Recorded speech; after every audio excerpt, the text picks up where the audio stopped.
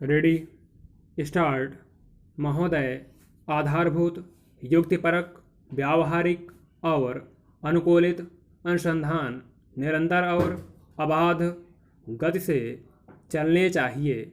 नीतिगत प्रश्नों को सुलझाने के लिए अधिक अनुसंधान प्रयासों की आवश्यकता होगी, क्योंकि अंततः इन्हीं के आधार पर उत्पादन प्रणालियों को अपेक्षित अस्थायित्व मिल पाएगा।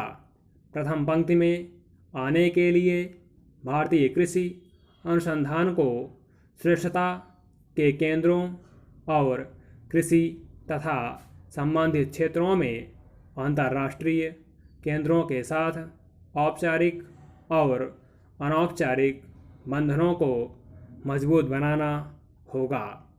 बदलते परिवेश में किसी भी तंत्र की दक्षता और प्रभावशीलता परखने के मानदंड भी मात्रात्मक से गुणात्मकता की ओर परिवर्तित हो रहे हैं।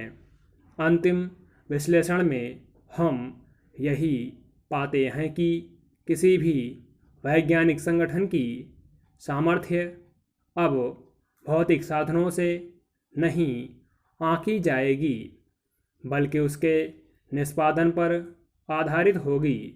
कृषि अनुसंधान में प्रभाव मूल्यांकन अभी तक अनुसंधान में किए गए निवेश और नई तकनीकों के प्रसार और अंगीकरण के आर्थिक लाभों को लेकर ही मुख्यतया आंके गए हैं।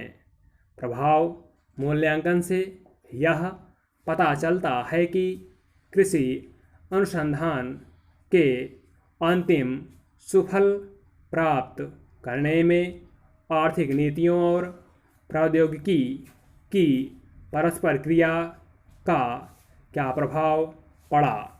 जिस समय अनुसंधान नियोजित किया जा रहा है या प्रायोजना क्रियान्वित की जा रही है, उसी समय मूल्यांकन कर लिया जाए तो नीति निर्माताओं को अनुसंधान की भावी दिशाएं खोजने में सहायता मिलती है।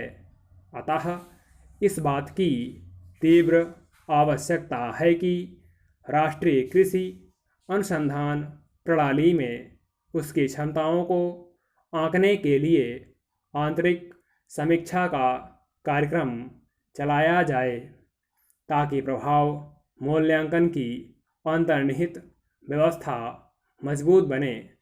इस तरह के अभ्यासों से अनुसंधान कार्यक्रमों में व्याप्त रिक्तियों की पहचान होगी और कार्यक्रम की कमजोरियों को दूर करके जहां जरूरी है वहां काट छांट या मजबूत बनाने का निर्णय लिया जा सकेगा।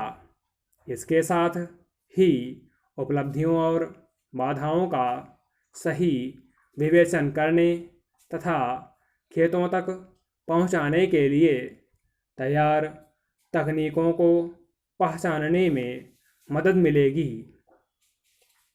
कृषि के फलस्वरूप आए व्यापक परिवर्तन का प्रभाव बहुत स्पष्ट है, जैसे कि सन 1961 में प्रति व्यक्ति खाद्यान्न की कुल उपलब्धता 468 ग्राम थी, जो कि 55 साल बाद सन 2001 में 40% बढ़कर 2 किलो प्रति व्यक्ति प्रतिदिन हो गई।